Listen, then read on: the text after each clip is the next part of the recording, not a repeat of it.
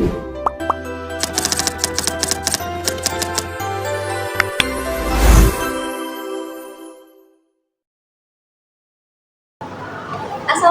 warahmatullahi wabarakatuh. Salam sejahtera bagi kita semuanya. Sebelumnya, perkenalkan dengan saya Nathaniel Artalita, nomor saya 24 dari kelas 11 BD2. Jadi, pada video kali ini, kita akan membahas topik terkait kesenjangan sosial dalam akses pendidikan. Pendidikan adalah hak dasar yang seharusnya dapat diakses oleh setiap warga negara tanpa terkecuali. Namun, apakah demikian? Apa itu kesenjangan sosial dalam pendidikan? Kesenjangan sosial dalam akses pendidikan berarti adanya perbedaan yang mencolok antara kelompok masyarakat dalam hal kesempatan memperoleh pendidikan. Nah, perbedaan ini biasanya disebabkan oleh berbagai faktor, seperti ekonomi, geografis, status sosial, bahkan budaya. Anak-anak dari keluarga kaya dan tinggal di kota besar biasanya memiliki akses pendidikan yang lebih mudah dan berkualitas. Sedangkan anak-anak dari keluarga kurang mampu yang tinggal di pelosok desa, daerah pegunungan, atau terpencil seringkali mengalami keterbatasan yang besar.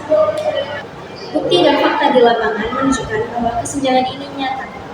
Menurut data dari Badan Pusat Statistik atau BPS, tingkat partisipasi sekolah menurun drastis dari kelompok masyarakat dengan pendapatan rendah, khususnya di daerah luar Jawa. Bahkan hingga hari ini, masih banyak anak-anak Indonesia yang tidak menyelesaikan pendidikan dasar. Kita juga masih melihat sekolah-sekolah di daerah terpencil yang kekurangan guru, buku, bahkan ruang kelas. Sementara di sisi lain, ada sekolah-sekolah di kota dengan fasilitas super lengkap, dari laboratorium digital hingga program pertukaran pelajar internasional. Apakah hal ini membuat kita resah?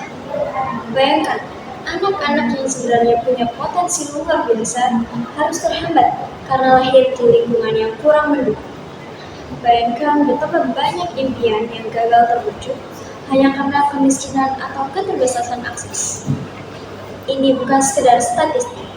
Ini adalah kenyataan pahit yang dialami oleh jutaan anak-anak di Indonesia.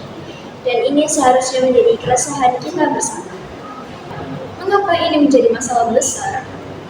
Karena ketika akses pendidikan tidak merata, maka kesenjangan sosial pun akan terus bertumbuh.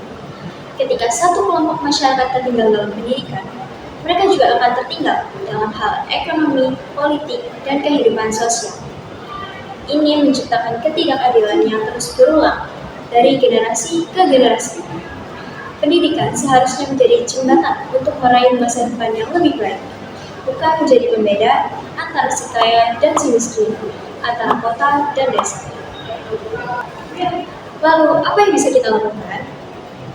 Pertama, sebagai masyarakat, kita perlu menyadari bahwa peran kita penting. Pendidikan bukan hanya tanggung jawab sekolah atau pemerintah, tapi juga tanggung jawab kita semua. Jika kita tahu ada anak yang tidak sekolah, mari kita bantu. Jika kita memiliki kelebihan, mari kita sisihkan sebagian untuk mendukung pendidikan mereka, baik dalam bentuk dana, buku, atau bahkan tenaga. Jika kita punya suara, mari kita gunakan untuk mendorong kebijakan pendidikan yang lebih adil, lebih merata, dan lebih berpihak pada yang kurang mampu. Kedua, mari kita bangun budaya peduli pendidikan, saling membantu antar warga, menciptakan komunitas belajar, atau mendirikan rumah baca di kampung-kampung. Adalah contoh nyata bagaimana masyarakat bisa ambil bagian dalam menyempitkan kesenjangan itu.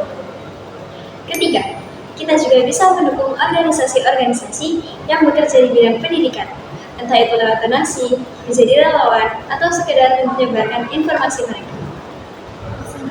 Jangan biarkan pendidikan hanya menjadi milik segelintir orang. Mari kita perjuangkan agar semua anak dimanapun mereka berada bisa bermimpi dan menggapainya lewat pendidikan yang layak. Karena masa depan bangsa ini bukan hanya ditentukan oleh mereka yang di kota, tapi juga oleh anak-anak di desa, anak-anak pulau, dan anak-anak dari keluarga sederhana yang semangatnya luar biasa. Demikian pembahasan singkat mengenai topik hari ini, yaitu kesenjangan sosial dalam akses pendidikan. Mari kita wujudkan generasi emas anak bangsa. Kurang lebihnya itu dari saya. Saya pamit undur diri. Mohon maaf jika ada kesalahan kata. Terima kasih. Wassalamualaikum warahmatullahi wabarakatuh.